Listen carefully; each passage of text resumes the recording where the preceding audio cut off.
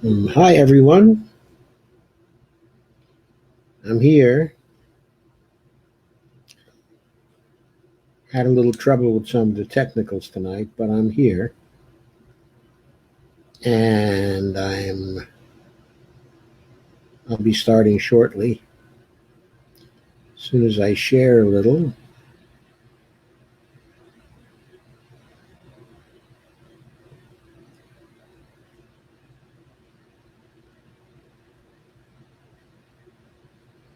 Mm-hmm.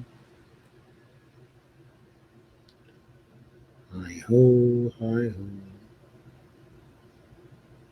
Mm-hmm. Mm-hmm.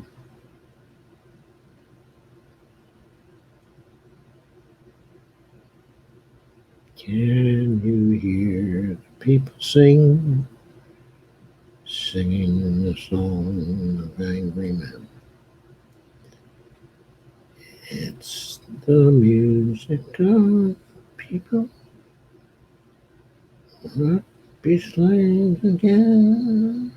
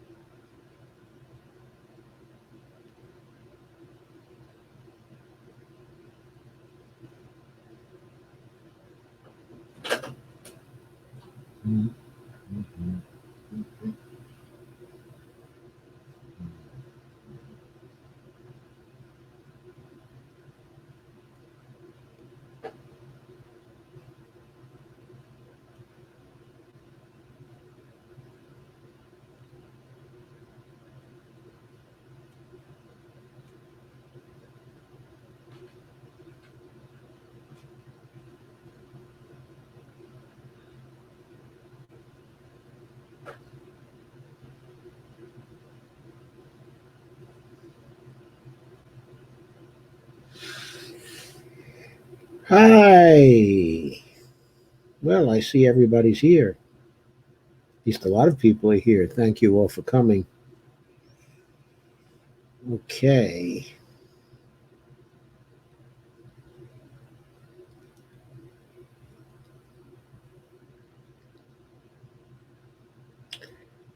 So, hi, Stacy. Stacy says, hello, peoples. Hi, Dolores. How are you? Hi, Kay. Thanks for sharing, Dolores. Hi, Stacy. Hi, Stephanie. How are you? Stephanie says, sharing, be back soon. Thank you, Stephanie. Your efforts of sharing are becoming very visible. Hi, Claudette. It's very nice to see you. And Kay. Very nice to see you. I'd appreciate if someone can give a shout to Russell. I wasn't able to invite people today in the way I normally do because I just was behind in various things and having all kinds of little difficulties, including getting my camera set right, which I still don't think I have the color quite set right, but I think this will do for the time being. Anyway, thanks for coming. So I'm sure you've been reading about or hearing about what's been going on, and I covered it some on Saturday night.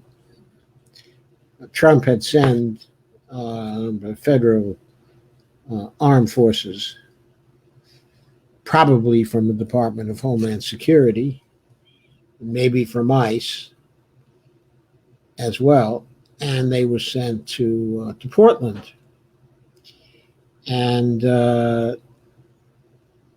they've been disrupting protests in Portland, and not simply disrupting protests in Portland, but they've been violating the constitutional rights, of people there.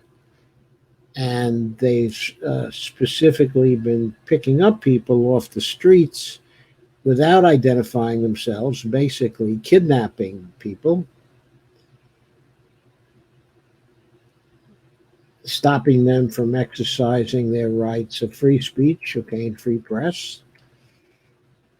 And in many instances, just simply stopping them from going home, placing them in jail instead, and only letting them go when they say they want to see a lawyer. It surprises me that they're letting people go then, but they evidently are. So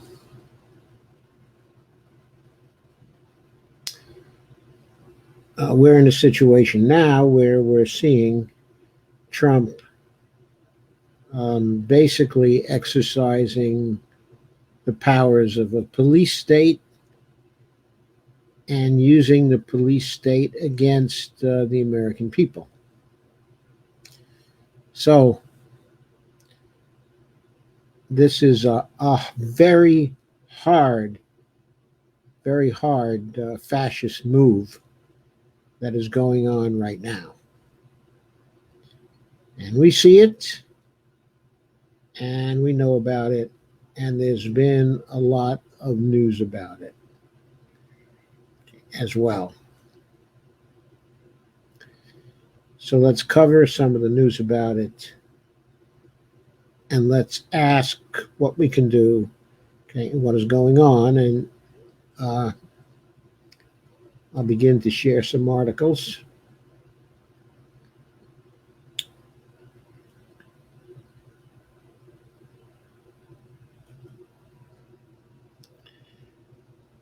The first of these is by Jake Johnson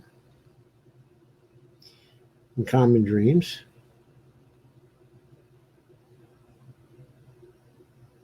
And it appeared yesterday. Headline says, existential threat to our democracy. Trump refuses to commit to accepting 2020 election results. This was not strictly about the Portland affair, but is about an interview, a Fox News interview that Trump had with Chris Wallace. And, of course, Trump there baselessly claimed that that mail-in voting was going to rig the election. And when pressed by Chris Wallace and asked whether he intends to accept the election results, he said, no, I'm not going to just accept them. I'm not going to just say yes. I'm not going to say it, and I didn't last time either. And Sean Eldridge, founder and president of Stand Up America, said in a statement that Trump's comments show, quote, he's an existential threat to our democracy and has no respect for the rule of law. Well, it's true that they do tend to show that, but he's been making claims like this since 2016. What is different now, of course, is that he just sent troops into Portland, and since then he has threatened to send troops into many other American cities where there are protests and there are Democratic mayors. So this has a party aspect to it as well. Let's stop sharing this one. And let's move to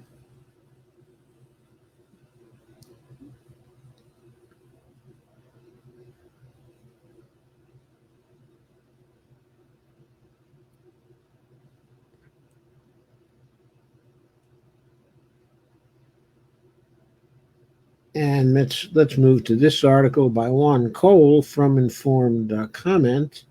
Juan is a professor at the University of Michigan and a progressive commentator, very, very insightful. And he's been right on top of what's been going on in Portland since it started.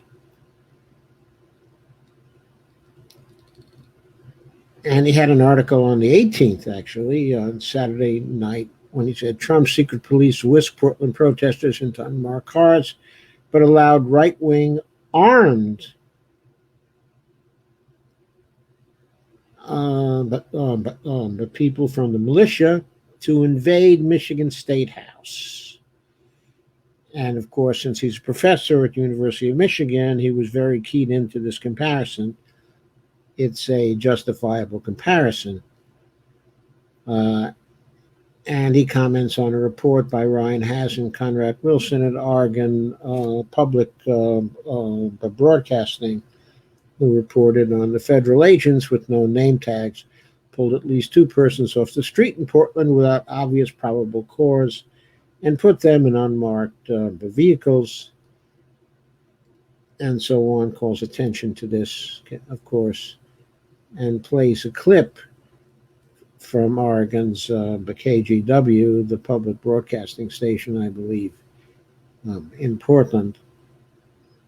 He points out that the video does not show a violent mob, and a democracy cannot be having anonymous agents of the states bundling people into unmarked vehicles without probable cause or even with probable cause.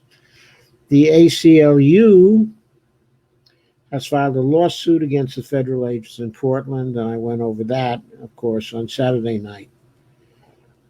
And also pointed out that the agents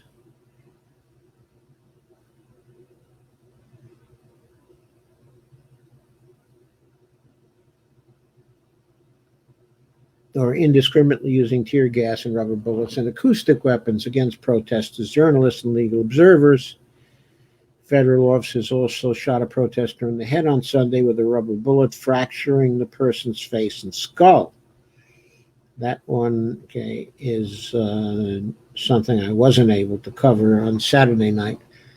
Anyway, today's lawsuit seeks to block federal law enforcement from dispersing, arresting, threatening to arrest, or using physical force against journalists or legal observers. And I did go over that on Saturday night. These are the actions of a secret police. Secret police are common institution in authoritarian states. They target dissidents and protesters, focusing on thought crimes rather than dealing with what you might call actual crimes. They report directly to the executive. They run secret prisons and camps, right? Like the SS in Nazi Germany, the Schutzstaffen. The right of peaceable assembly is enshrined in the First Amendment to the U.S. Constitution, though it is a right often not de facto recognized by government. Obviously, given Trump's attitudes but towards the next election and towards the law and towards government, in general, we need to make sure that our First Amendment rights are now de facto as well as de jure recognized by the government of the United States. Moreover, the U.S. Constitution, Article 1, Section 9, requires the preservation of habeas corpus, except in times of foreign or civil war. Only Congress can suspend it. Habeas corpus is the principle that a judge may require law enforcement to produce an arrestee in court and specify the charges against the person or release him or her. The constitutional principle cannot be upheld if the state agents who arrested the person are unknown and he or she has been whisked away in an unmarked vehicle. To whom would the judge apply for habeas corpus? That is what the CPB did in Cortland. Profoundly undermines the Constitution. CPB agents, so in other words, they were Custom and Border Patrol agents, federal marshals, and agents of the Department of Homeland Security were detailed to Portland, ostensibly to protect the Marco Hatfield Federal Courthouse. By the way, Marco Hatfield was a Republican progressive who is probably turning over in his grave seeing this, and other federal property during the past 6 weeks of demonstrations in Portland. The courthouse has often been painted with graffiti. The feds say they have defended the building from charges at it by demonstrators. It is not clear to me why the defense of the courthouse in Portland is not the responsibility of the civil police in Portland. The Trump administration, as we saw in Washington, D.C. at Lafayette Park, likes having shadowy goons at its service. The U.S. Attorney Billy Williams concurs that an investigation of the arrests is warranted, that these arrests were Gestapo sort of politics rather than law enforcement is easily demonstrated. On May 1st, armed protesters entered the State House in Michigan. Some broke into the legislative chamber and stood with guns over the state the representatives, one of whom put on a bulletproof vest. The militias and right-wing agitators came again 2 weeks later, and the legislative session was canceled. These were a right-wing mob protesting the shutdown of some economic activities by Governor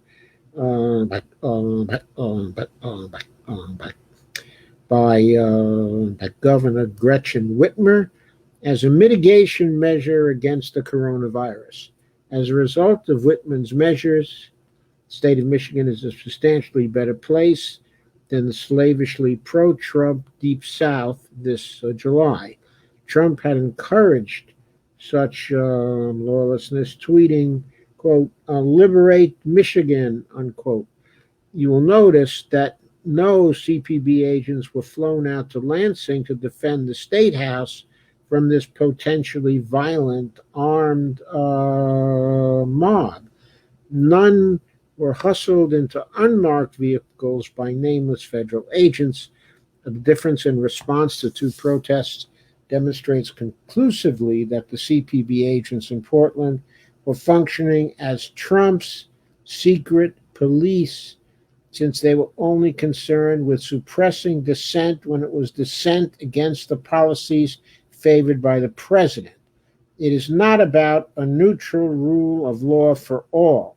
The infiltration of U.S. security agencies by far right-wing conspiracy theorists such as by QAnon makes these infractions against the Constitution even more frightening. So that's Juan Cole's piece. Very much to the point, I think. I hope you do too.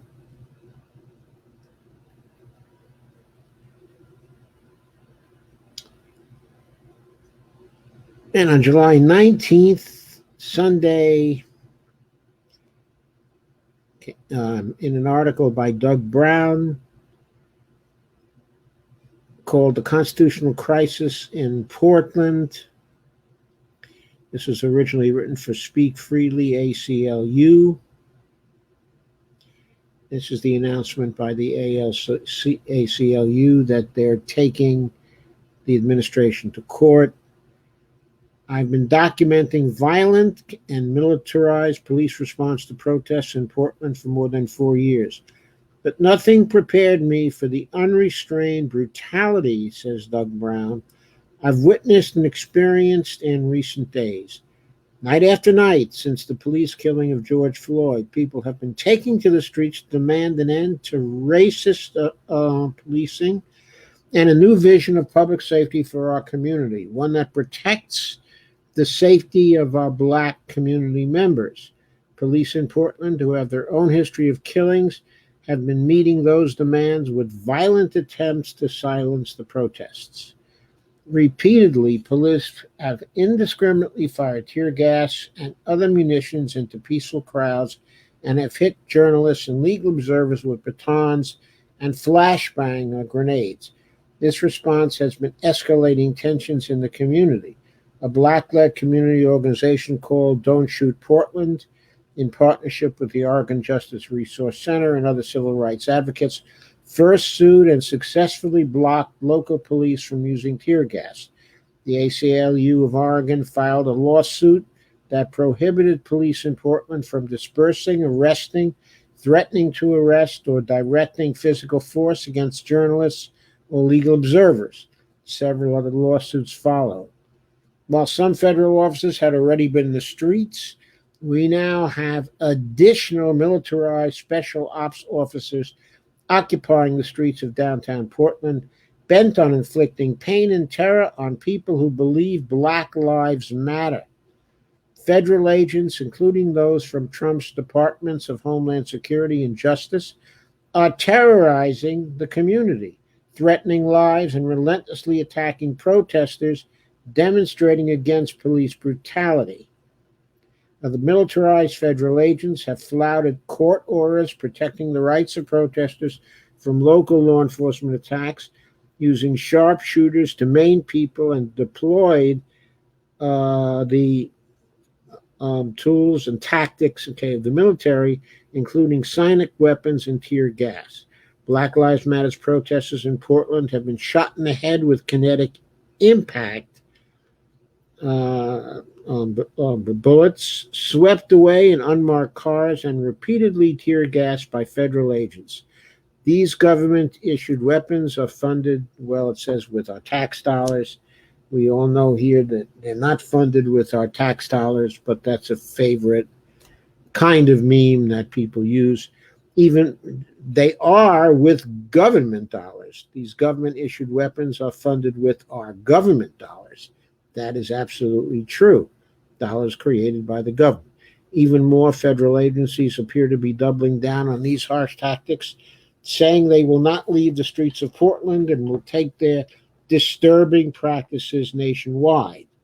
DHS and its sub-agencies, Immigration and Customs Enforcement and Customs and Border Protection, already have a well-known history of abusing human rights and a documented disregard for human life. Now they are using federal taxpayer dollars to militarize their agencies and ignore the bounds on their power. This is a fight to save our democracy, says Brown, here in Portland and nationwide, and we're just getting started. This has to stop. We cannot sit idly by and accept this as the new normal in Portland or anywhere else in this country. And we must not let federal or local law enforcement suppress or control what people know about their violent tactics by attacking journalists and legal observers. Public transparency is a baseline requirement for democracy and accountability. Remember, without people filming the police, the officers who murdered George Floyd would never have had to answer for his death. That is why the ACLU of Oregon took our local police department to court and secured a court order blocking its unconstitutional attacks on journalists and legal observers. That's why we're taking the federal agents to court, too. We will not rest until law enforcement agencies at all levels of government are held accountable for their brutal, inhumane, and unconstitutional attacks on the people of Portland. This is a fight to save our democracy here in Portland and nationwide, and we're just getting started. We will not let up until these federal agents leave our city, and these constitutional attacks on the right to protest, the right to protest against police brutality end. And this article was from Doug Brown of the ACLU, okay, Oregon. He's the communications associate for the ACLU, okay, Oregon. And the article was published in Common Dreams. Okay, there's another piece.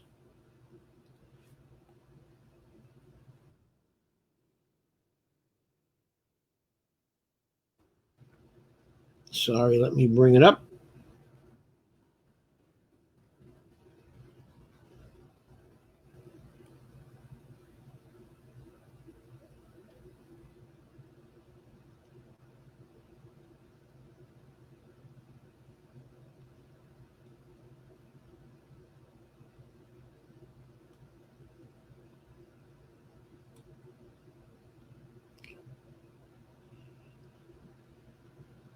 There's another piece from Common Dreams today, Julia Conley, their staff writer. It says, quote, "Feds stay clear. Moms are here. Portland mothers form a human shield to protect protesters from federal agents." And let me share this for you.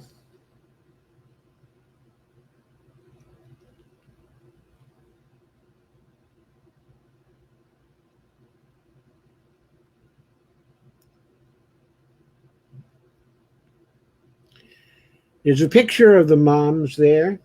You should be seeing it. One sign says, "Dear Feds, you are just another brick in the wall. Leave our kids alone." And the moms are standing arm in arm outside the Federal Building and Justice Center in downtown Portland. And that was on July 18th, 2020, on Saturday night. Angered over the arrival of federal agents in Portland, Oregon, where racial justice protests have been ongoing for nearly 2 months, dozens of mothers from across the city joined demonstrators over the weekend to form a wall of moms. The human shield was formed by the mothers to protect hundreds of demonstrators assembling in the city who in the past week have faced attacks and arrests from federal agents under the direction of the Department of Homeland Security. These units arrived last week uninvited by city and state officials, and agents have been filmed pulling protesters into unmarked vehicles, as well as tear gassing on the crowds. The organizers of the moms said, "We'll protect protesters without the use of violence. It will shine a light of the unjust narrative being thrown around. Protesters are being stripped of their rights. Let's do what we do best, protect people," the organizers said. And so that too is going on in Portland. One Lindsay Smith tweeted, "A crowd of about 400 is now occupied by Southwest 3rd, both Southwest 3rd and Southwest Main Street.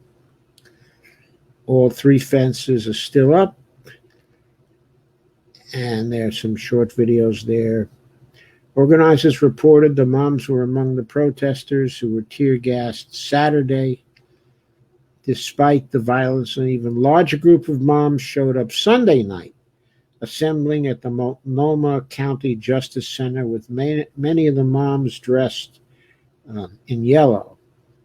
And they're the moms, okay, in yellow. I guess after the yellow vest movement in France. Joshua Potash tweeted, "The moms are back in Portland tonight, and there's more of them." Yes.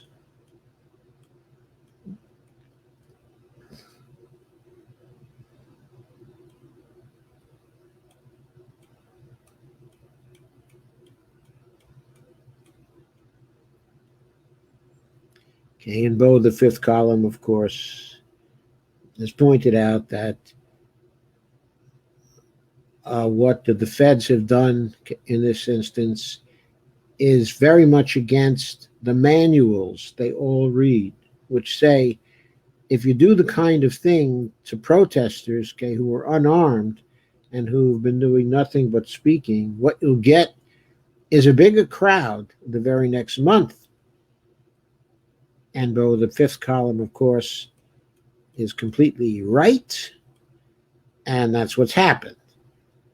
There was a bigger crowd, and federal agents responded to the gathering more than 1,000 protesters by again tear gassing dozens of people, including many of the members who had joined the demonstration and deploying flashbang.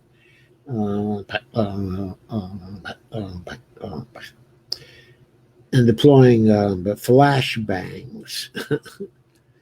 The women in yellow are the Portland moms. Feds just gassed and fired pepper rounds at them, says the article. Portland moms are nothing to mess with, tweeted civil rights advocate Zakir Khan. And Bev Barnum said, I'm sorry, this is from Julia Peaty, who said, quote, there's all the times in one's life when you hear about things in authoritarian regimes in Nazi Germany, and you say, quote, I wouldn't put up with that, unquote. Quote again, this is that time, she said after participating in the Black Lives Matter protests previously. She said that to BuzzFeed. And Shannon Watts, founder of the National Gun Control Group,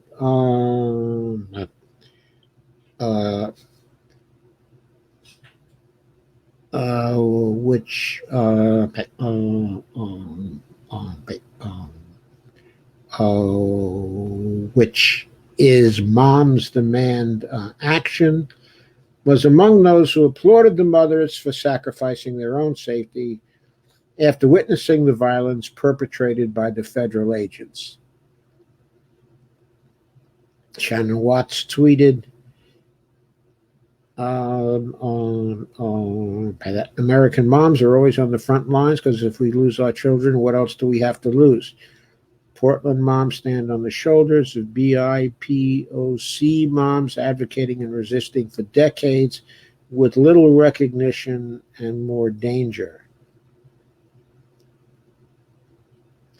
Journalist Joshua Potash warned that the agents' willingness to fire tear gas at mothers holding a peaceful demonstration shows the lengths the Trump administration is willing to go to in order to distract from what Oregon Governor Kate Brown called the president's failure to lead this nation through a global pandemic. If the feds will gas and assault a bunch of moms, they'll do anything. There was a reaction as well from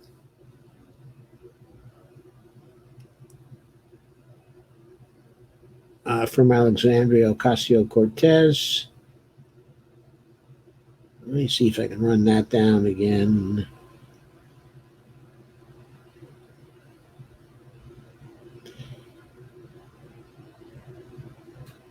And Juan Cole had another article today, Trump's in Common Dreams.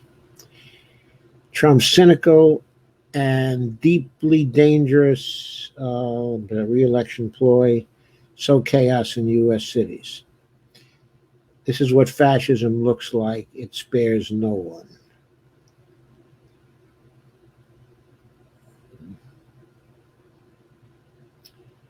Sorry, folks.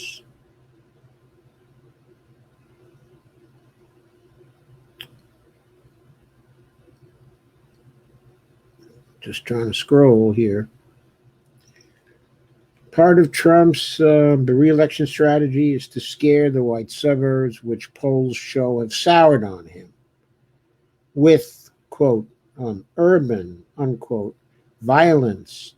This is clear from his current campaign ads, which try to paint the gentlemanly Joe Biden as a bomb thrower. It now appears clear that part of that strategy, says Juan, is to send federal agents dressed like Iraq war troops to Democratic-run cities on the pretext of protecting federal property, and then for them to attack and provoke Black Lives Matter and defund the police protesters, causing violence to escalate and using it to scare the suburbs. The exercise also has the advantage for Trump of entrenching a new form of secret police and of turning federal agents into instruments of his authoritarianism. White House Chief of Staff Mark Meadows has confirmed the plan to send the feds into those cities. Isn't that amazing? He wants to send the federal troops into other cities. But provoking social conflict so as to polarize a society was part of the Russian hacker playbook in 2016. It is the preferred tactic of terrorist groups such as ISIL and the neo-Nazis, since a polarized society is much easier to scare into submission. Portland Mayor Ted Wheeler said on CNN on Sunday that the federal presence and tactics had inflamed the situation and provoked the protesters. Demonstrators came out again Sunday night for the 53rd night in a row in Portland, Oregon, demanding the defunding of the city police and supporting the Black Lives Matter movement, according to Tom Holman Jr. at OregonLive.com. He writes, the Pacific Northwest the Pacific Northwest Youth Liberation announced 7 p.m. meeting at Cathedral Park before marching to the Portland Police Bureau building at 7214 North Philadelphia Avenue, which houses the traffic division. It sits at the east end of the St. John's Bridge. Others will likely congregate in downtown Portland, where the Justice Center and the Hatfield Federal Courthouse have been the epicenter of clashes with law enforcement authority. The youth have in recent days mostly clashed with federal agents sent by Trump on the pretext of protecting the federal courthouse, and have used tear gas and physical attacks on the protesters. Video posted on YouTube suggests that the feds, with anonymized name tags and unmarked vehicles, attacked people simply for being in the street and made arrests without warrants or any probable cause. This behavior is unprecedented for federal agents who seldom make arrests and have in the past proceeded only with a court warrant. In other words, they're behaving like the Egyptian secret police. Saturday night, protesters had stormed the Mark Hatfield Federal Courthouse, being expelled by either police or federal agents, and others had gotten into the Portland Police Association building, where someone set a quickly extinguished fire. On Saturday night, Zane Sparling of the Portland Tribune reports a former naval officer and a vet, Christopher David, who saw the federal agents acting constitutionally, approached them. He said he wanted to talk to them about how they were violating their oath of office. They beat him repeatedly with a baton, fracturing his hand in 2 places. It is in a splint and will require surgery, but he did not move, earning the moniker Man of Steel and Captain Portland.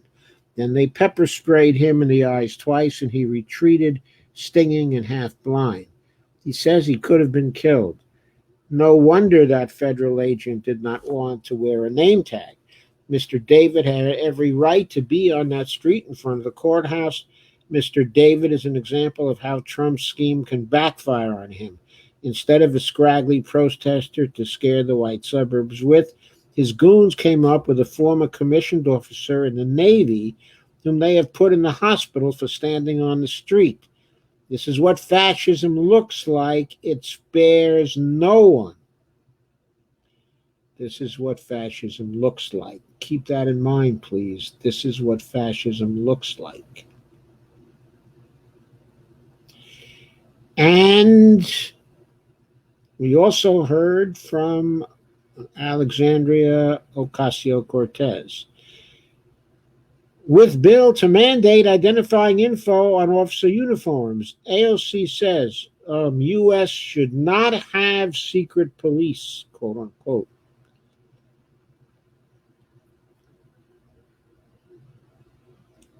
Citing increased fears of an authoritarian crackdown, Representatives Alexandria Ocasio-Cortez and Eleanor Holmes Norton announced Monday they're introducing a bill this week requiring federal law enforcement officials to wear identification when on duty or serving the public.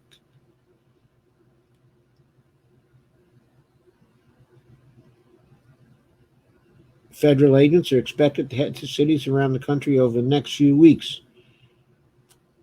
And deployment that would follow at least a week of operations in Portland, Oregon, as part of what is widely seen as a rollout for more intense and nationwide effort. So, in other words, Trump is planning to subject us to fascist secret police all over the country right now, not just in Portland. In June, demonstrators in Washington were cleared from a park near the White House by federal law enforcement officers so President Trump could have a photo op at nearby St. John's Church. Quote, secret police snatching Americans off of street corners and shooting rubber bullets at peaceful demonstrators is something we would expect to see in an authoritarian state, not outside the White House, unquote. Ocasio-Cortez, a New York Democrat, said in a statement, quote, yet that is our current reality, unquote. This bill will increase accountability and oversight for law enforcement, she continued. Currently, law enforcement can violate an American's First Amendment rights with complete anonymity. If an officer violates their agency's policies, their victim should have the ability to report them to their agency and demand accountability. And Ken Klippenstein tweeted about that, just pointing out that AOC and Norton are going to introduce that bill. Staffers have said to Klippenstein.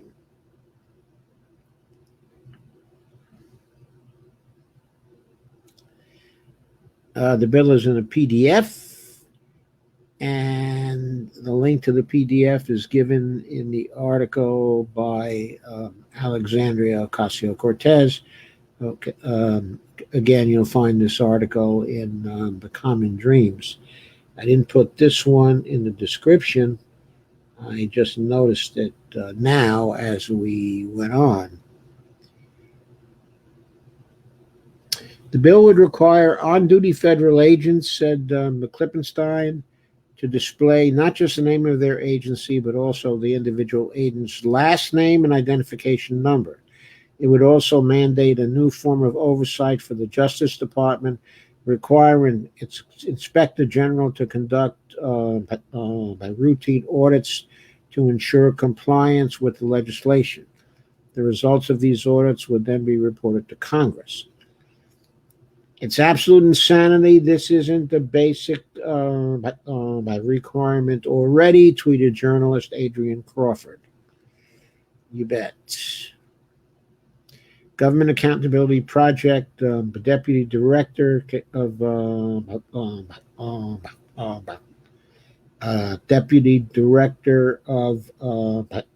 Legislation, Irvin McCullough, told Klippenstein that the lack of accountability is raising concerns as offers from the CBP and other Department of Homeland Security agencies are increasingly involved in domestic law enforcement. Lots of lawyers are asking the same thing. Where's the transparency? Unidentified internal security officers are apprehending American citizens, and accounts allege their apprehension processes are more similar to overseas rendition than traditional arrests. Citizens deserve to know who's arresting them, or at least one entity to report any abuses they suffer or witness. And acting DHS Secretary Chad Wolf told Fox News that he was not going to be constrained by local officials who do not want his agents in their cities, as happened in Portland. I don't need invitations by the state mayors, or state governors to do our job, said Wolf. We're going to do that whether they like us there or not, said Chad Wolf. Well, we're going to see, because they're violating constitutional rights. So Chad Wolf is saying that they can go there and they can violate constitutional rights. So doesn't this make Chad Wolf impeachable? I think it does.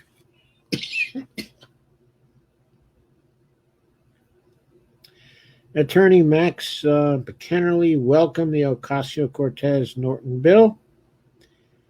We do not need nor want anonymous people asserting they have government authorization to use violence, and we do not need or want a government that evades accountability by acting through anonymous agents, tweeted Kennerly.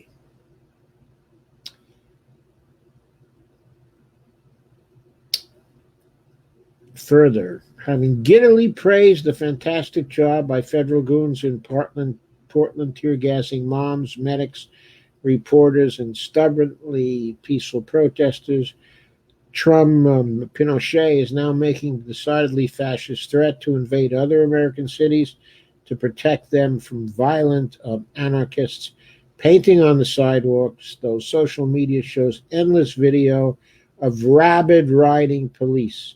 Quote, "This is how it starts," intones the newest ad from the Lincoln Project, which is a Republican group opposed to Trump.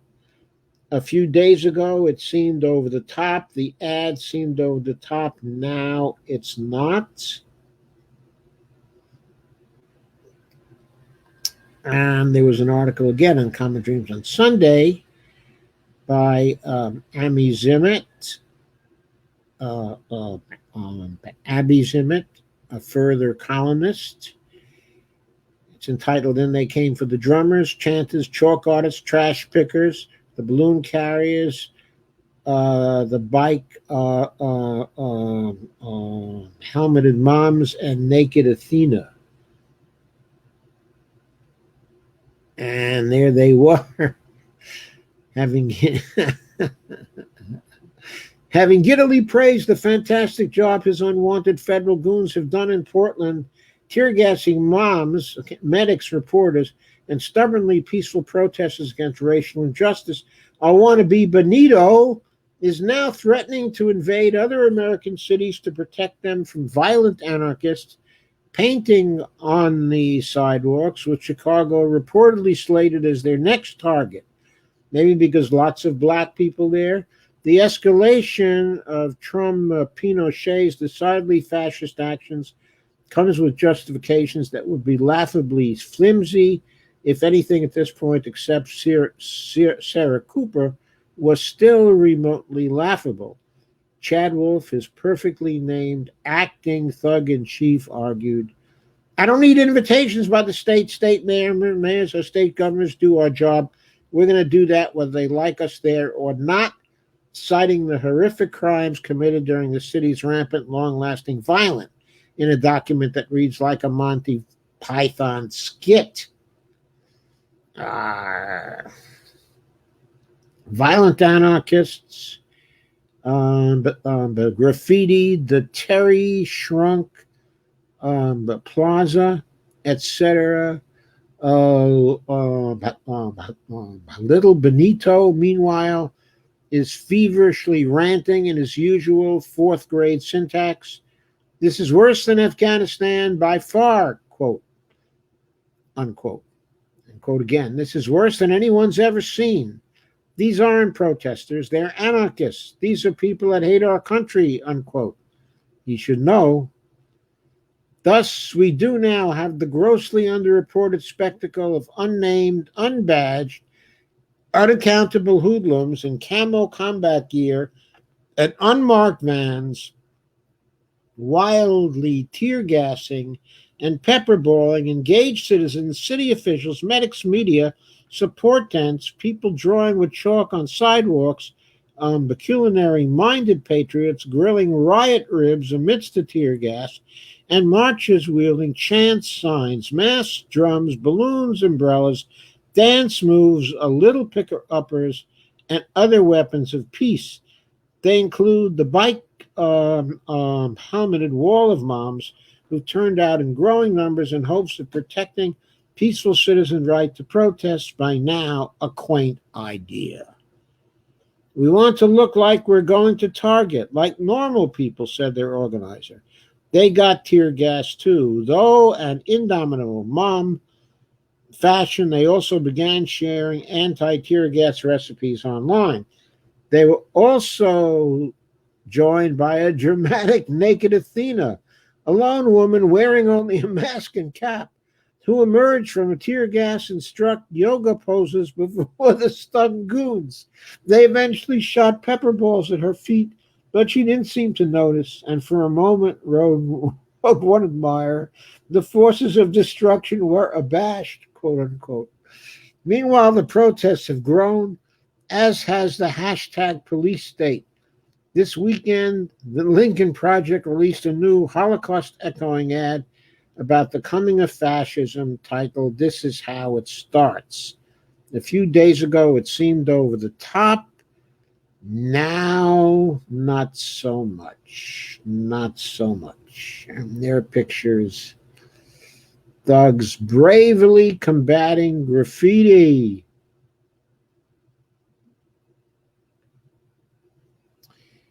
And there's a picture of the naked Athena, who I note was masked. And Donald J. Trump said, "These are people who hate our country." We know who the one is who hates our country. Federal agents aiming impact guns at protests in helmets and umbrellas. Brave thugs. A protester keeps cleaning in the middle of tear gassing. Anyway, one video was unavailable. The Lincoln Project's video is there for those who want to see it.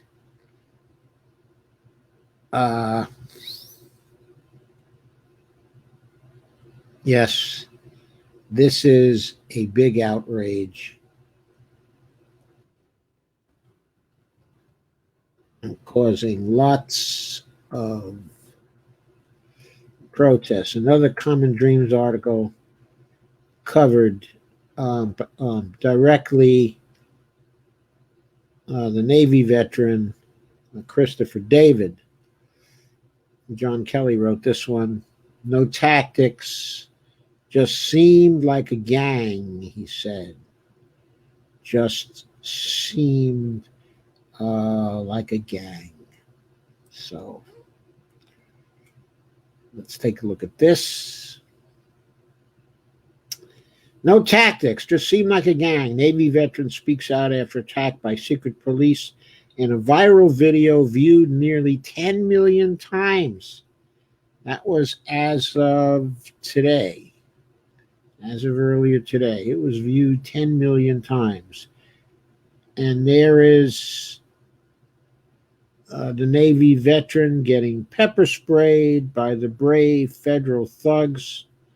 The U.S. Navy veteran who was brutally attacked by unidentified federal police in Portland, Oregon over the weekend is speaking out about the incident, a video of which has gone viral online, and explained that he traveled to the site of local protests to get some answers directly from the personnel in the secretive units after becoming outraged over their deployment by the Trump administration. He said, "I was enraged simply because I did not think they were taking their oath of office seriously or they were compromising their oath of office." Christopher David, a 53-year-old disabled veteran who served in the Navy for 8 years, told The Independent in an interview. So I actually went down because I wanted to talk to them about it.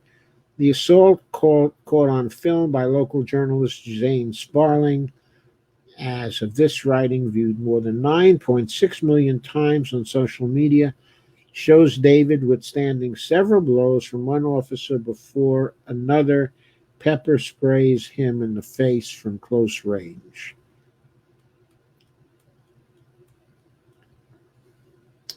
According to the Oregonian, it was the first such protest David had attended in his life.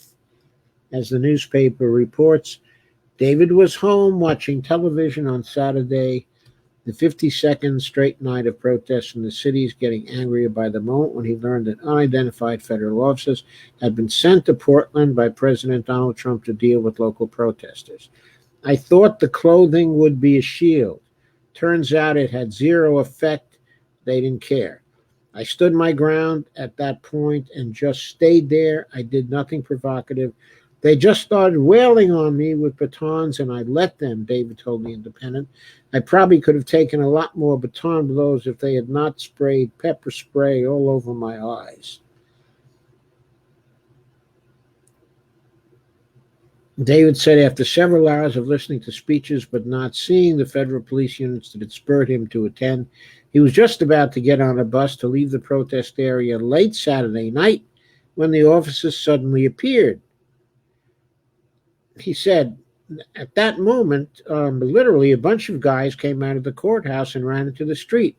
I was in the park and watched these guys body blast the protesters. I walked over and stood there in the street. I wanted to ask them about the oath they took. Everyone was screaming. No one heard me. Then one of the officers hit me, and kept hitting me. It didn't seem like any of them were trained for this. David told the newspaper that as a former wrestler who stands 6'2" and weighs about 280 pounds, he did not feel intimidated by the officers. He says, the video makes me look even bigger than I am, he confessed. Those officers were small. They seemed scared. They had no tactics, just seemed like a gang. So that's what Christopher David had to say.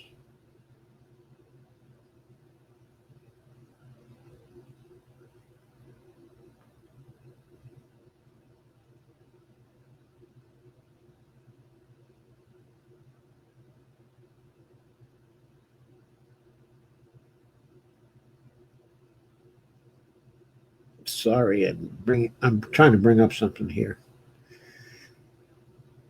I'll get there.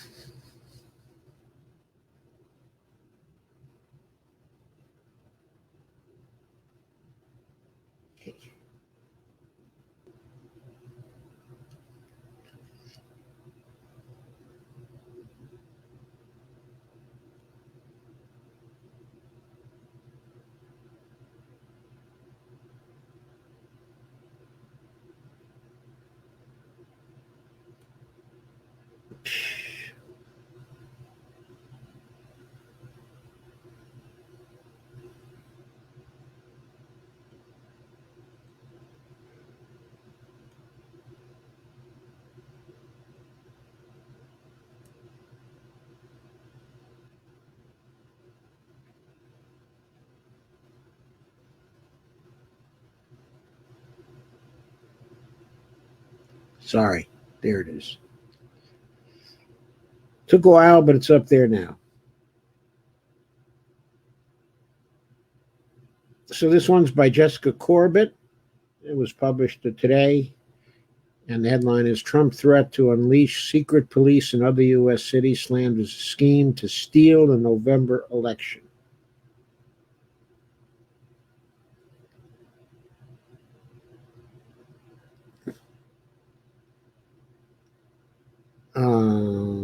Middle of mounting criticism over deployment of unidentified federal agents to Portland, Oregon, would have been driving around in unmarked vehicles, snatching people off the streets. Civil liberties advocates are increasingly concerned that President Donald Trump will similarly send secret police, quote unquote, to other Democrat-led cities across the country as part of a 2020 campaign strategy to sow chaos and further his law and order message. Part of Trump's the re-election strategy is to scare the white suburbs, which polls show have soured on him with urban violence. This was written by Juan Cole, of course, as we read. It now appears clear that part of that strategy is to send federal agents dressed like Iraq war troops to Democratic-run cities. Well, Also read that earlier. So, okay, I'm not going to read it again. As Cole noted, White House Chief of Staff Mark Meadows told Fox News anchor Maria Bartiromo on Sunday that U.S. Attorney General William Barr and acting Homeland Security Secretary Chad Wolf are weighing in on similar plans for other cities. And you'll see something rolled out this week as we start to go in and make sure that the communities, whether Chicago or Portland or um, uh, Portland or Milwaukee or someplace across the heartland of this country, we need to make sure their communities are safe. Wolf made clear in a Monday appearance on Fox News that the administration will deploy federal law enforcement with or without the cooperation of local officials, saying, I don't need invitations by the states that mayors or state governors do our job. We're going to do that, whether they like us there or not. And then, of course, there was a tweet by Donald Trump about the radical left, the Democrats, who totally control Biden, will destroy our country as we know it. Unimaginably bad things would happen to America. Look at Portland, where the polls are just fine with 50 days of anarchy. We sent in help. Look at New York, Chicago, Philadelphia. No, Trump says, no. Trump wants the peace of death on this country. Asked by Fox News host Chris Wallace on Sunday what he is going to do about shooting deaths in New York and Chicago, the president said, I explained it very simply by saying they're Democrat-run cities, they're liberally run, they're stupidly run. We forced them in Seattle to end the chop because we were going in that following day. You probably have heard it. We were getting ready to go in. We were all set. And when they heard that we were going, they set their police force.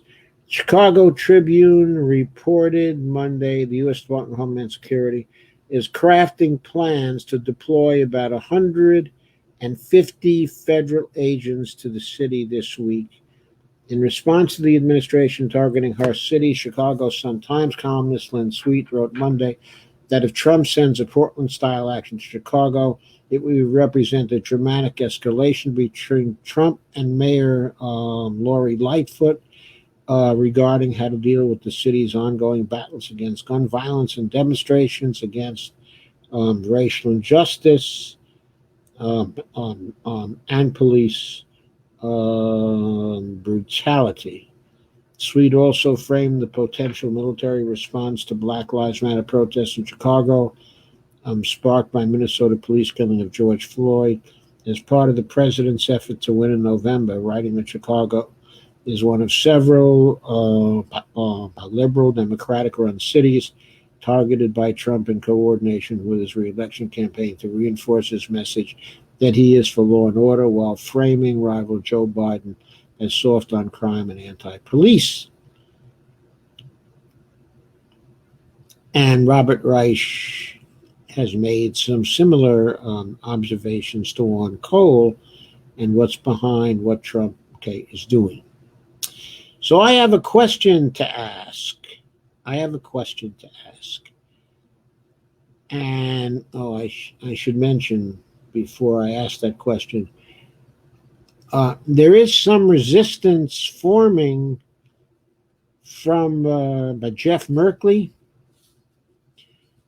specifically the actions in Portland have gotten him to promise that he's going to soon introduce an amendment to military spending legislation, the National Defense Authorization Act, that would block the Trump administration from deploying U.S. law enforcement to other cities, as well as alarm about what happens if Trump gets 4 more years in the White House.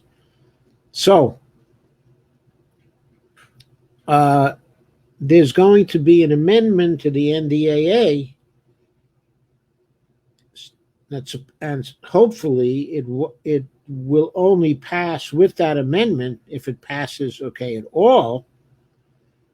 But that amendment is going to have Congress pass a law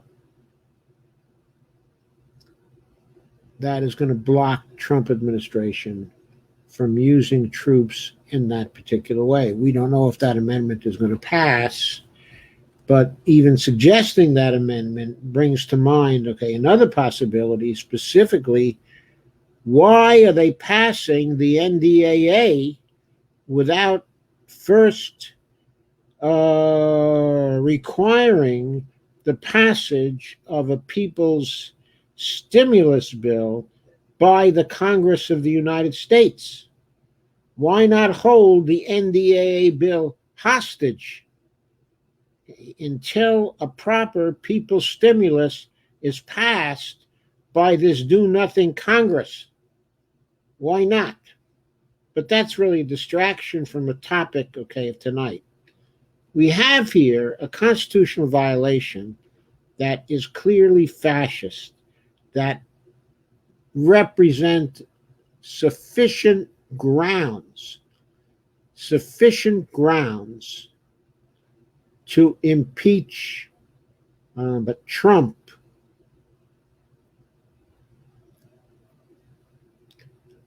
Why are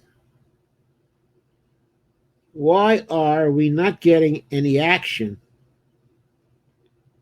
Why are we hearing nothing from Nancy Pelosi?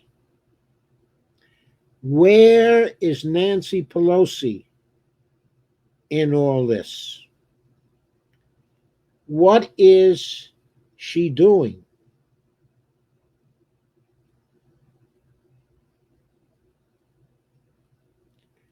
Why is she silent?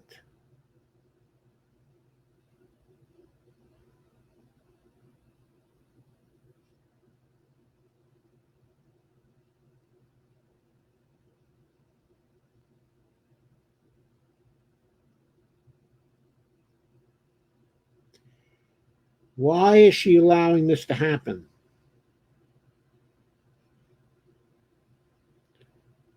We need to get on her butt. The proper defense right now is an immediate impeachment of Donald Trump for violations of the First Amendment rights of citizens of the United States.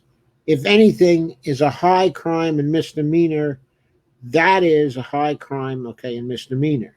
Now, there was also another article in Common Dreams, which is by Owen Higgins, quote, moral and intellectual bankruptcy, unquote, Trump seizes on Bush-era torture memo author John Yoo's call for extra-legal executive authority. John Yoo crawls out from under his rock. Donald Trump is reportedly looking to move forward with a series of extra legal maneuvers to further his agenda, should have added fascist agenda, by bypassing Congress with use of a legal argument from John Yoo, the lawyer notorious for helping craft the justification of torture in the George W. Bush administration. The fun part is that Yoo frames this as making it easy for presidents to break the law, unquote. Tweeted journalist David Dayen, and quote again, and Trump jumps on it and says, yes, let's do that. Of course, John Yoo would show up.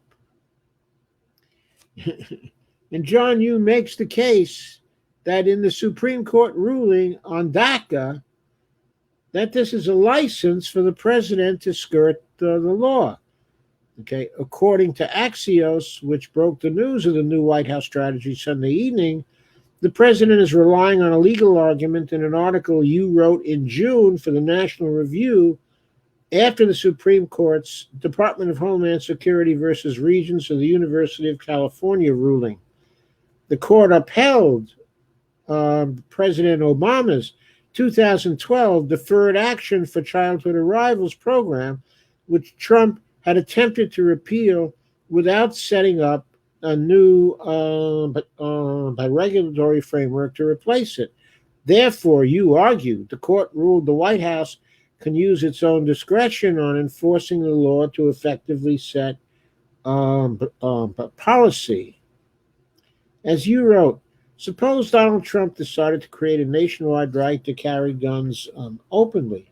He could declare that he would not enforce federal firearms laws, and that a new Trump permit would free any holder of state and local gun control restrictions. Even if Trump knew that his scheme lacked the legal authority, he could get away with it for the length of his presidency.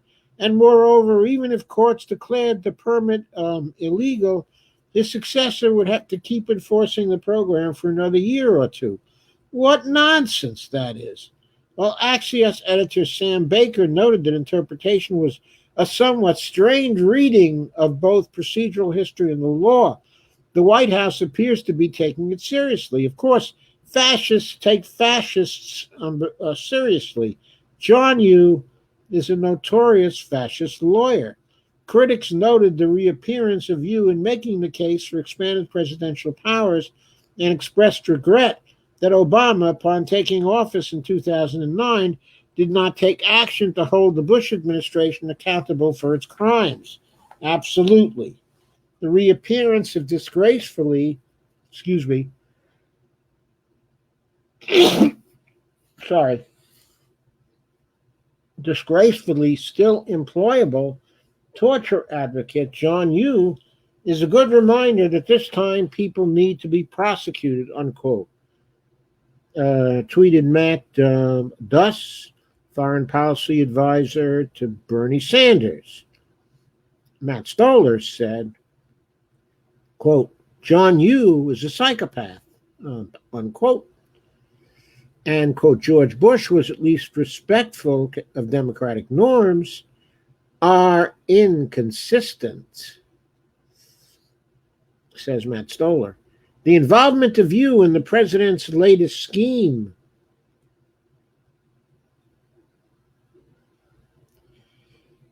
to avoid Congress, Georgetown professor Don Moynihan said on Twitter, is a reminder that the current president is not so out of step with his Republican predecessor.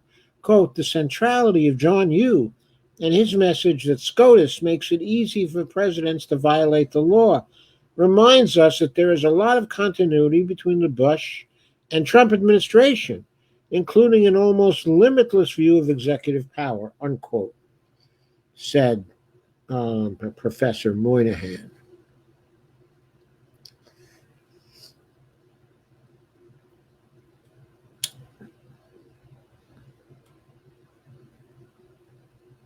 So one more. Fascism coming to a city near you. Trump pledges to deploy secret police units to major U.S. Cities.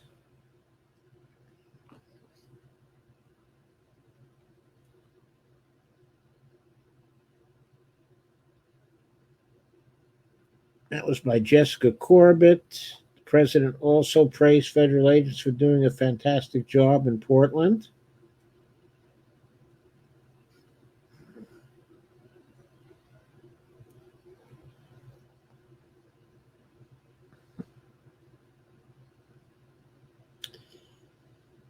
So this article just points out that Donald Trump, in comments from the Oval Office, intensified rising fears that his administration will deploy federal agents to Democrat-led cities across the country.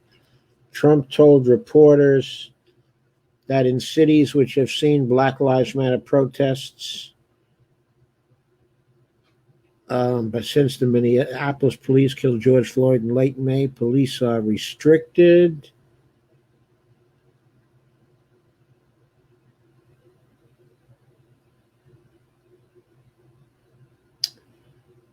From doing anything, and weak local politicians are afraid of demonstrators who he described as anarchists who hate our country.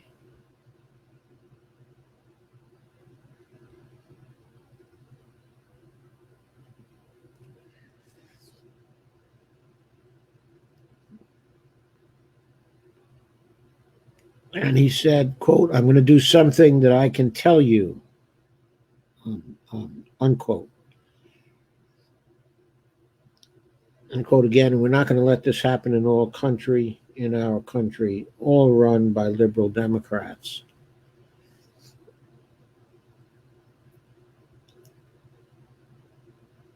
And Trump also said, "We'll have more federal law enforcement, that I can tell you.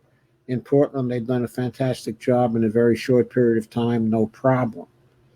Politicians, journalists, activists, and advocacy groups responded with alarm to a video from the Hill of the president's latest comments. Among the critics was Tiffany Caban, a former Queens County District Attorney candidate in New York City, who now works as a national political organizer for the Working Families Party. And Tiffany tweeted her opposition to this, pointing out that people are being attacked with war weapons, that they're being disappeared under the cloak of night. We cannot allow this to happen here or anywhere. We cannot allow this to happen, folks. We have to stop it. We have to do everything necessary to stop it. Get ready, New York. We can't allow these fascist tactics in our city, Democratic New York State Senator Mike Gianaris wrote on Twitter. He was far from alone in denouncing the administration's approach as fascist. "Fascism coming to a city near you," tweeted writer Thor Benson, also sharing the video. Alex Koch, an investigative report at the Center for Media and Democracy, similarly said, "Watch fascism spread in real time." Brave New Films blasted Trump as an authoritarian wannabe dictator.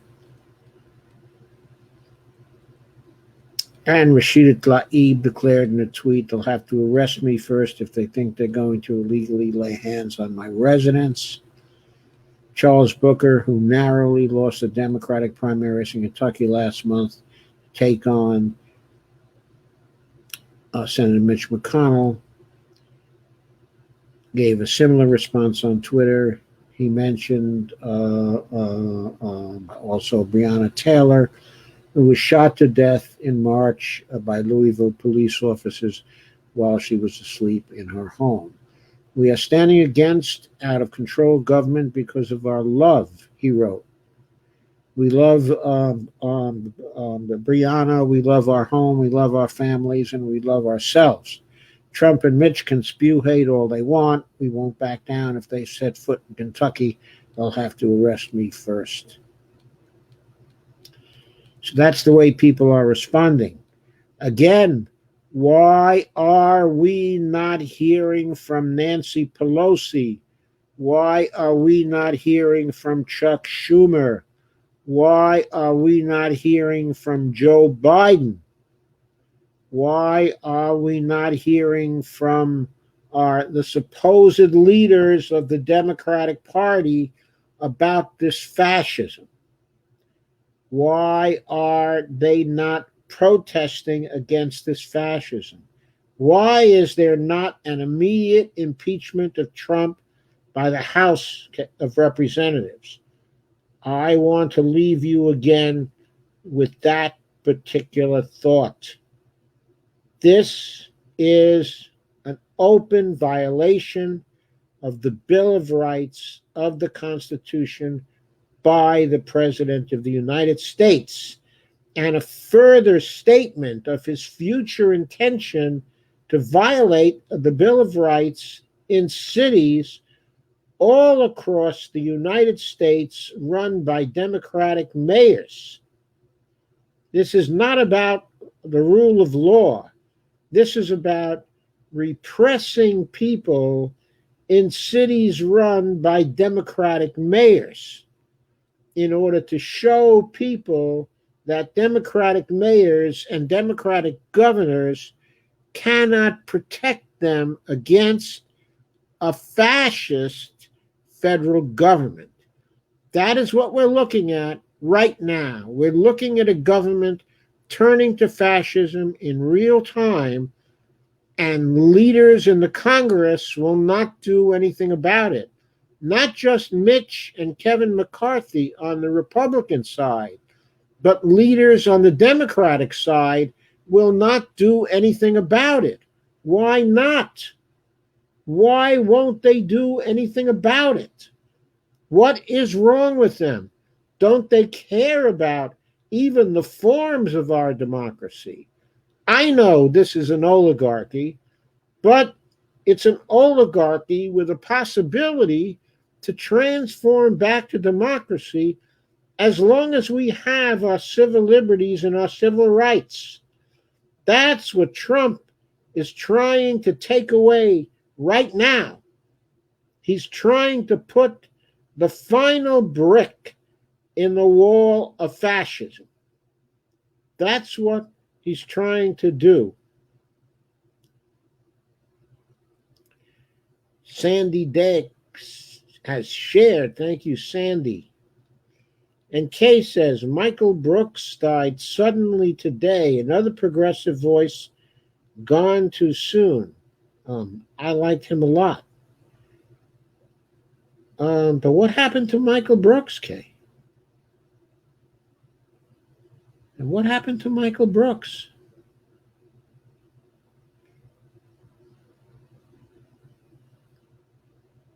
And Sandy linked to Trump threat unleashed secret police on the U.S. cities, the Common Dreams article I was talking about. Stephanie said, it's great seeing so many folks joining us tonight. Hello. Thank you, Stephanie, for all your sharing. Johnny Garza says, federal taxpayer dollars, we know better than that. Maybe local taxpayer dollars. No, this is being done with federal, not taxpayer dollars, but with federal dollars, with government dollars. These are federal troops. They're spending government dollars. When the local police come out, that's local taxpayer dollars. Stephanie says people are being maimed and kidnapped, and barely any media is covering it, at least no mainstream media. Not surprised. I was checking the news and had to search really hard to find any articles. I think they're going to start now with the articles. Probably tomorrow we'll see a lot more. The reason why we'll see more is because you see some of the mainstream now starting to come out, because the Lincoln Project, the Republican Lincoln Project, is coming out and is talking about fascism. So now Joe Scarborough was even talking about it this morning. So if Joe Scarborough is willing to talk about it, can the Democrats be far behind? Steph says, Johnny Garza, good catch there, Johnny. Kay says, Ali Velci filled in for Chris Hayes, and he covered it. I think Hayes started to cover it last night, too, but that's about it. Stacy says, they tear-gassed and flash-banged the moms anyway. They tear-gassed and flash-banged the naked Athena, too, didn't they? And Kay says, welcome, Johnny Garza. I used to drive a truck for 15 years, too, laugh out loud. Johnny Garza says, really? They did that? Damn those bastards. Hi, Kay. You a four-wheeler now? Kay says, hell, they beat the hell out of a Navy vet, too. That's not the first time people have done that. If you recall, in in Ferguson, they beat the hell out of veterans, too. Kathy Langtot says, shattered his hand. Yeah, 2 broken bones in his hand. Looks like it's going to require surgery. Kay says, laugh out loud. No, Johnny Garza, I don't drive anymore. Those 15 years ruined my back. Stephanie said, Kathy Langtot, I read about that. They broke his hand in 2 places. Johnny says, sorry to hear that. We needed you here more anyways. Ali Velshi said, Ali Velshi showed the video. Stephanie said, folks, we need to make this go viral since mainstream media isn't covering it. Well, the beating of Chris David went viral. 10 million views as of this afternoon. Johnny Garza, and the link to do so. I think I provided the link to the article on Chris David. Stacy Van Veen said, I posted today openly that I'm past the point of not caring whether non-maskers die to a point where I am wishing they will. People seem to agree. Stephanie said, I posted a lot about this in Progressives Against Neoliberalism if you all want to check it out. My co-creator of the group is from Portland, so we had a personal interest in it. I'm glad you posted a lot about it, Stephanie. That was the right thing to do. And Johnny says, okay, I'll look at it, look it up, and share it. Thanks. And Sandy shares the link again about other cities. And Stacy says, Trump is now promising to deploy into Baltimore. Johnny says, got it. Thanks. And Lana says, Bo, the fifth column was talking about Trump's re-election strategy in a similar way today as well. Yes, I saw that just before I went on. And Bo was right. Biden's useless. He's full blame the Russians mode. We are quickly becoming a police state. It's getting terrifying out there. Lana Dell, I love Bo. He always tells it how it is and is usually pretty spot on. It's been that way in the hood for a long time, says Carmen Muniz. Yes, it has. I know. Everybody's civil rights and civil liberties in the hood have been absolutely devastated. That's been the common thing.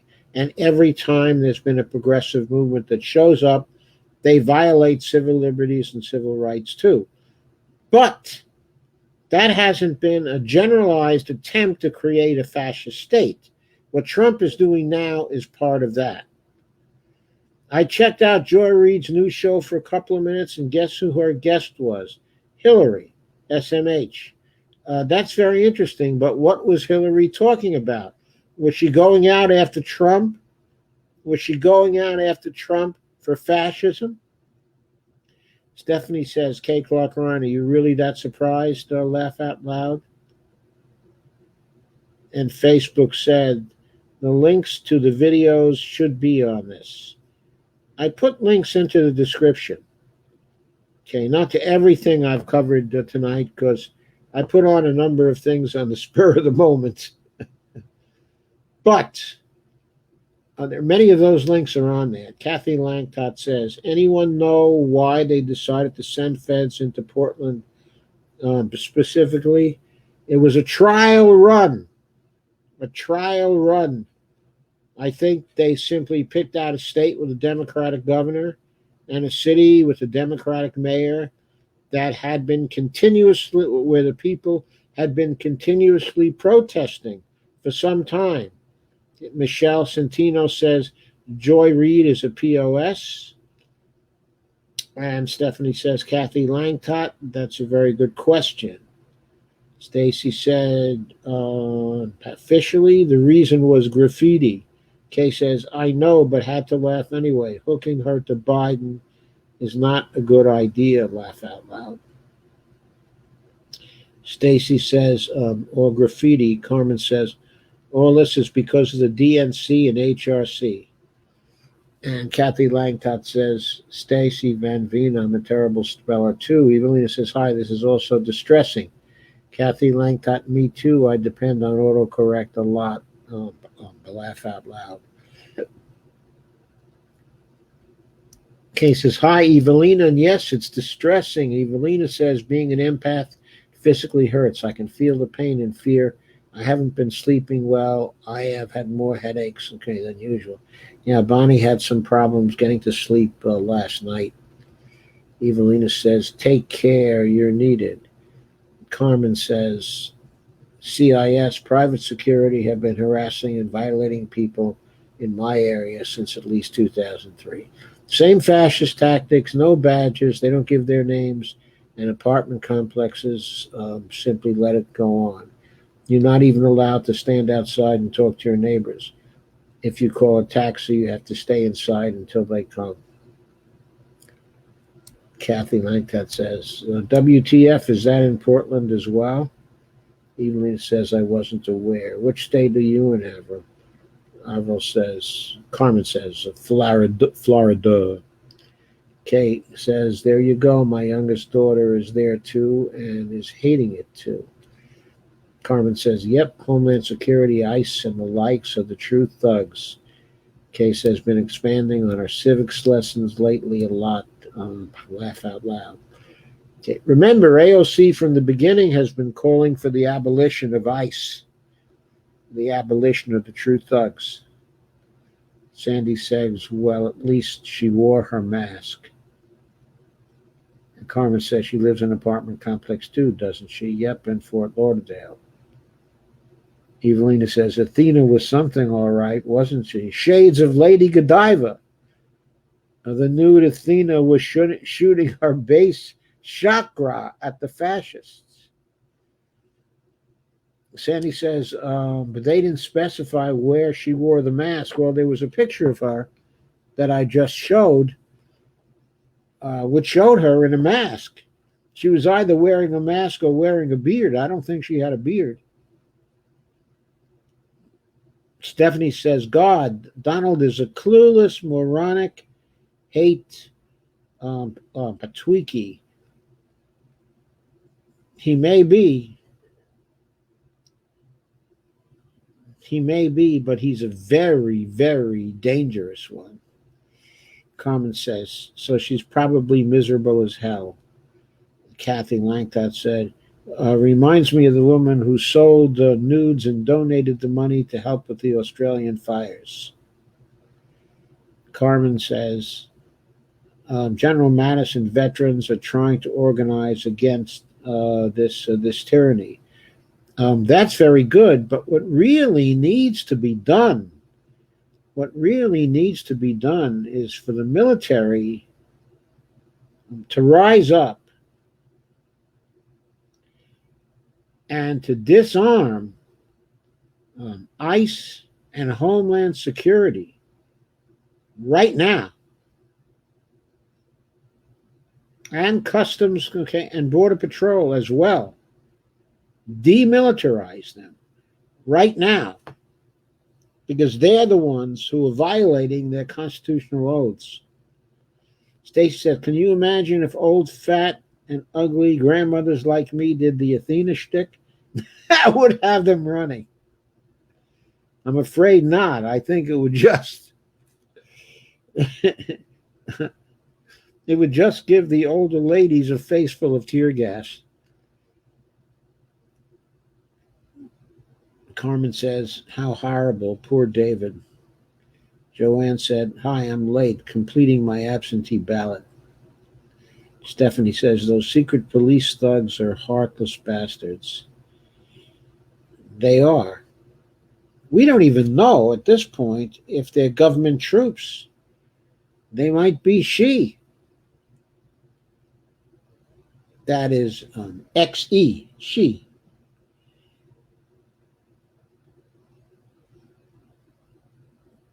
Eric Prince's outfit. Stephanie says, hello, Joanne. Stacy says, probably Eric Prince rejects. Maybe they're not even rejects. Maybe they're being illegally employed by the Donald. Joanne says, Tiger Swan or Blackwater mercenaries. Carmen says, well, look how they wailed on that young woman in Indianapolis when the cop touched her breasts. It was brutal. They beat her to the ground after she reflexively pulled away from the offending officers. Then they beat her friend who tried to tell the cops to stop. I don't think anything was done about it. I was in shock and couldn't sleep for days after seeing that. Carmen says, sadists are drawn to those jobs so that they can feed on unlimited sadistic supply by harming, making, and terrorizing protesters in the public. And Carmen says, maiming, not the making, damned autocorrect. And Evelina says, and get paid for it. Johnny says, you're absolutely right about that, Avro. Yes, Avro is Carmen. And Stephanie says, how can people think this is okay? There are some heartless, ignorant bastards out there.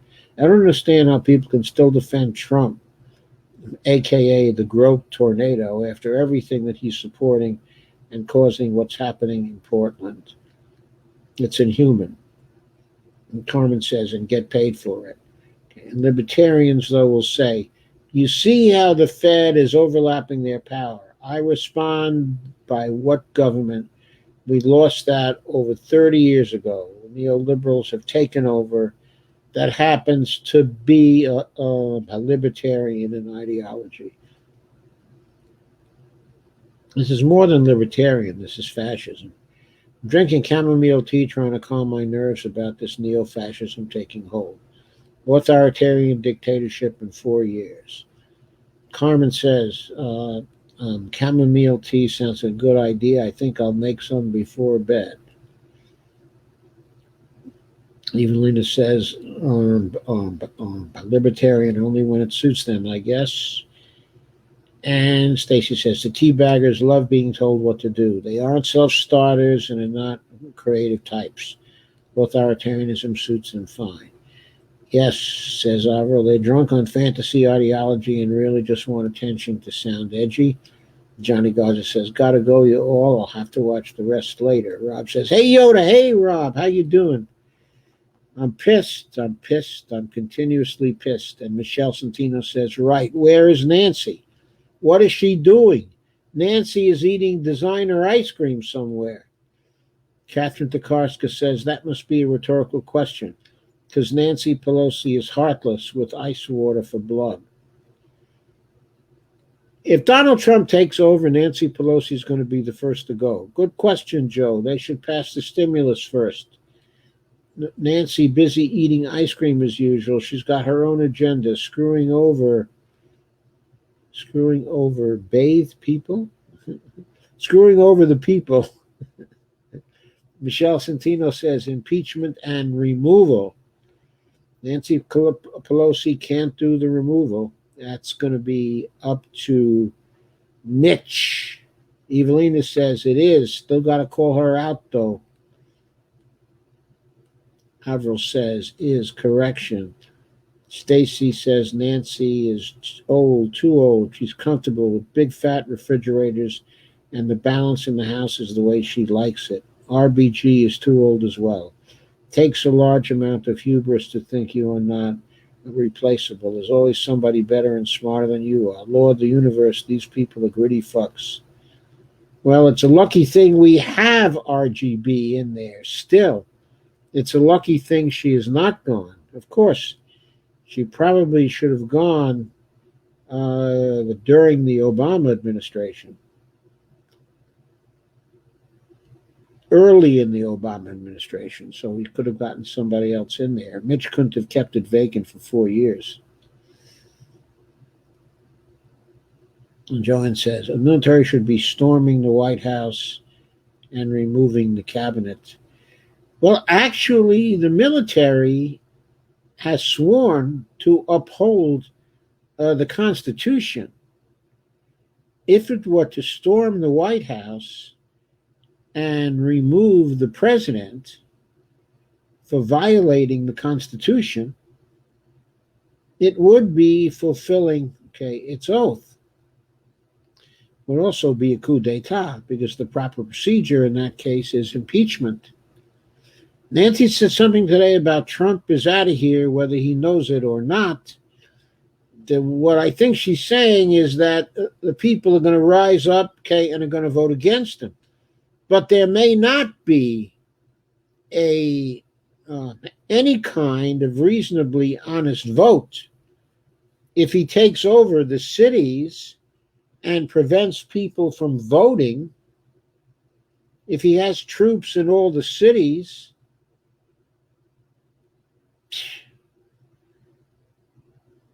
and Stacy says FIFY, euthanizing the cabinet. And Joanne says Stacy Van Veen agree, but trying to be civil. Stacy Van Veen don't know what FIFY means, but hell yeah. Sandy says, bless you, Joe. Stacy says, every time I see Barr on the TV, I make the revolver gesture and say bullet through the head, and DeVos as well. Stacy says, no more Ms. Nice. Oh, no more Ms. Nice Guy. That gets one nowhere. Kay says, I really can't understand the military's involvement in all this. The military doesn't appear to be involved. it appears that it's ICE and CBP and DHS. They seem to be involved. The military itself doesn't seem to be involved, neither the Army, nor the Navy, nor the Air Force. Sandy says Trump is becoming more like Hitler every day. I'd say more like Mussolini, actually. He's much more like him than Hitler, I think. And Avril says Herr Fuhrer was pretty much holding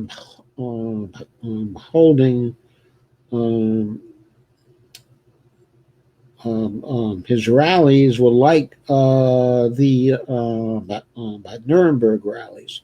How did people not expect this? I know, I saw it coming. They didn't have the torches of the Nuremberg rallies. Kay says, I saw it coming when he decided to run and actually won the nomination. Yeah, we all saw that. It's not just Trump, though. There's more to this than just Trump. Very true, Evelina. The whole GOP are in cahoots. Well, not the whole GOP. The Lincoln Project people are not in cahoots, but the cahoots, most of the GOP and the Congress is in cahoots because they're following their leaders in the House and the Senate. And the leaders in the House and the Senate are in cahoots because they wanted to see the judiciary turn towards the fascists.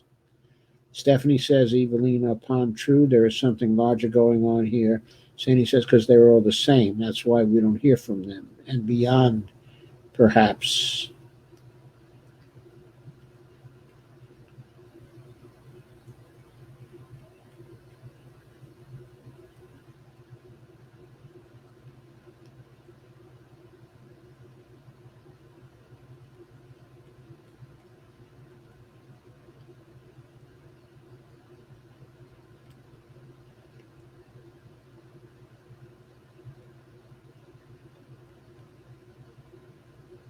Sorry, folks.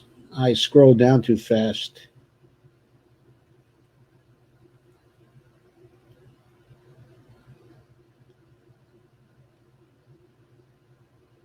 Okay. Sandy says, because they're all the same, that's why we don't hear from them.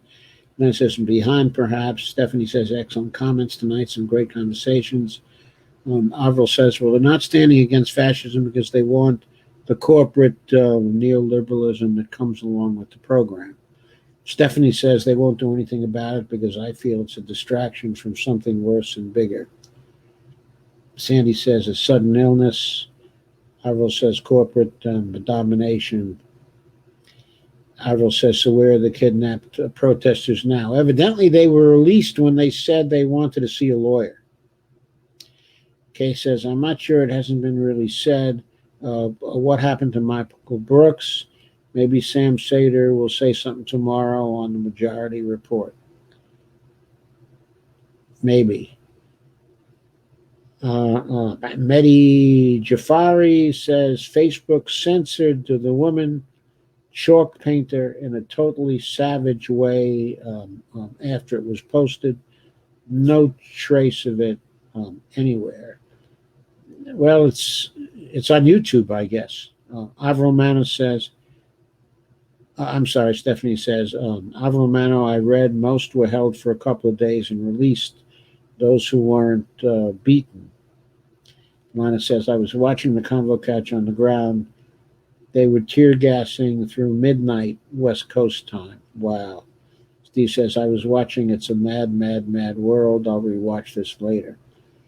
Steve Wolfbrand says, and Lana says, Steve W. was watching last night too.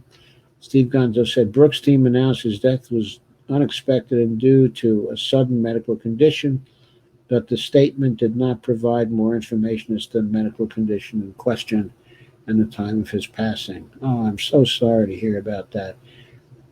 Carmen says, where's Bonnie? Over the ocean? No, she's watching in the next room. And Steve says, Trump's secret police might be Blackwater mercenaries. Yeah, that's what I thought too. I thought that was a possibility. And Mehdi says the Revolutionary Guards of Ayatollah Trump are all over Portland and planning to move elsewhere.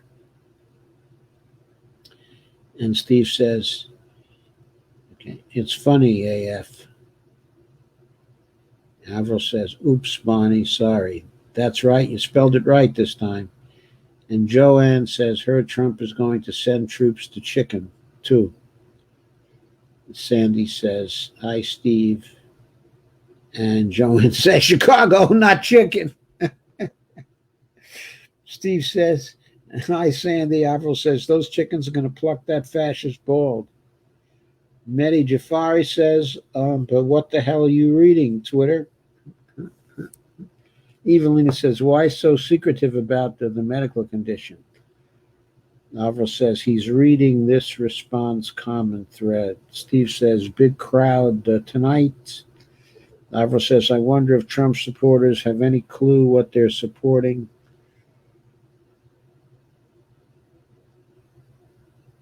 And Joanne says, old naked broad standing up for our constitutional rights. Steve Menzo says, ICE and DHS are unconstitutional, illegally formed entities.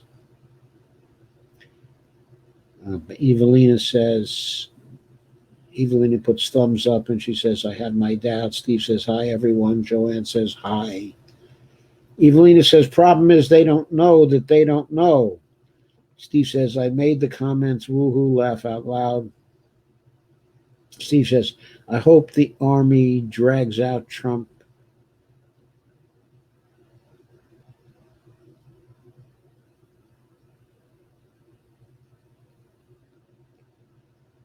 Come on.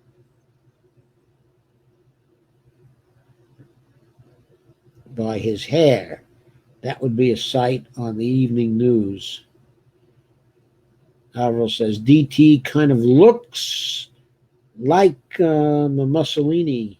Yes, he does. When he makes that face, he looks like he is mimicking Mussolini. Stacy Van Veen says, Trumpolini. Avril says, rhymes with Mussolini. Stacy and Stephanie says, Stacy Van Veen Cheetolini. That's true in more than one way. Evelina says, does that explain some of the fascists with Italian names who are working for the president?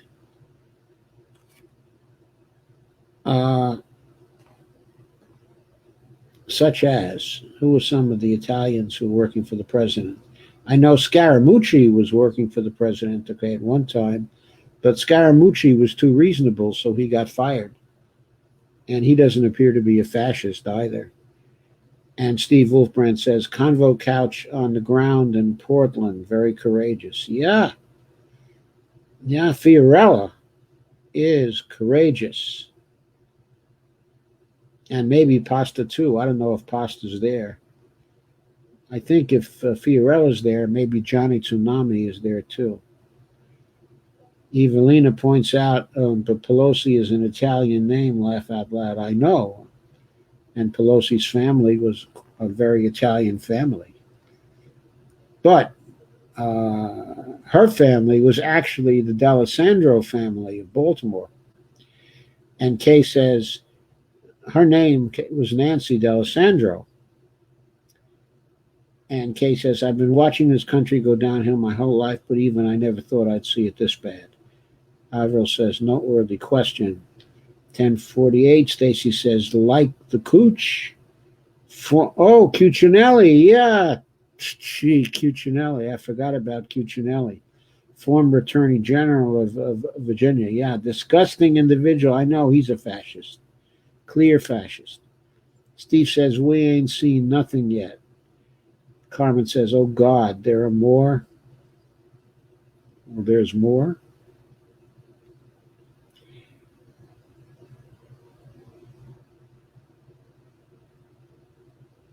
And Lana put in a symbol. I don't know what that was a symbol of. But anyway, Kay says, that's what I'm afraid of, Steve. And Avril says, golf courses could help by denying the tangerine tyrant golf balls. Doesn't the tyrant own the golf course? The Tangerine Tyrant. I love that. That's great. Evelina doesn't say anything. And Stephanie says, great show tonight, Dr. Joe. Thank you, Stephanie. And Lana says, Pasta and Fee, and I think Johnny, they were choking with the tear gas more than once. Good folks, the Convo Couch people. Great folks. Stephanie says, good night, loves. Great show tonight. Thank you, everyone, for joining us tonight. Thank you for joining us tonight, Steph. Thank you for all the sharing.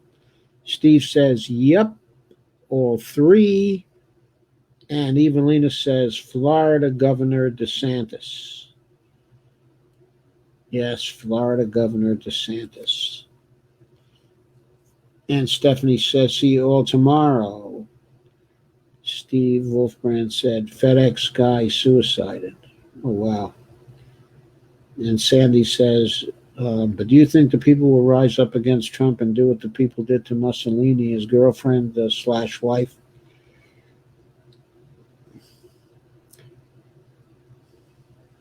I don't know, Sandy. I think, maybe eventually, but remember, Trump's secret police haven't started torturing people yet and killing people yet, as far as we know. In other words, there hasn't been the kind of decimation of the civilian population there was, in Italy. So there wasn't the kind of hatred of Trump. In other words, we're all very angry at Trump. But I think it's fair to say that even people who hate him the most don't hate him sufficiently to tear him limb from limb. We're not that angry yet.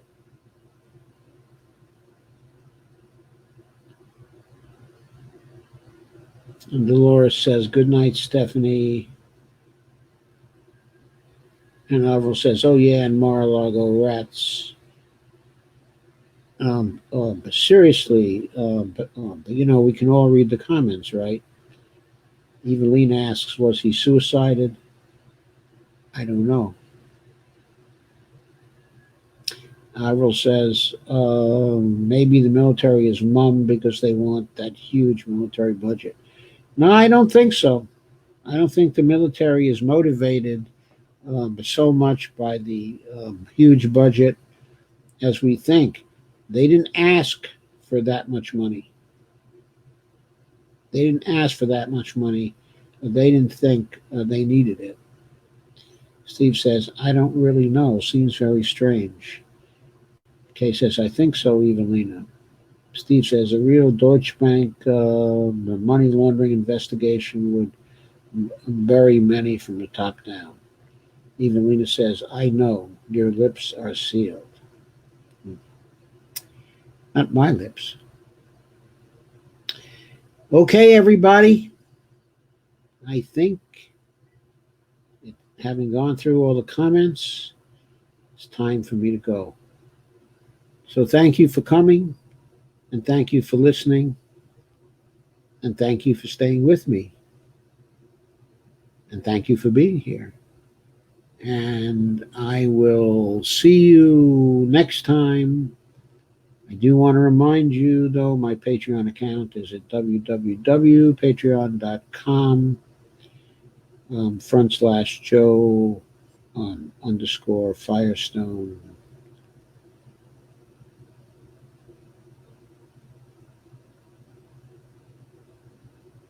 And Evelyn says the douche bank is being questioned everywhere. Avril says banks are giving folks $5 for every $100 in coins that you bring in. Wonderful. Who wants to make that trade?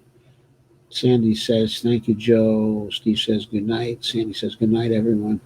Kay says, thank you for another great discussion, Joe and friends. And Dolores says, good night, all. Good night, all, indeed. I'll see you tomorrow night at 9 o'clock. Michelle Centino says, thank you. Thank you very much for coming, Michelle. Evelina says that's a lot of coins. It is. Good night.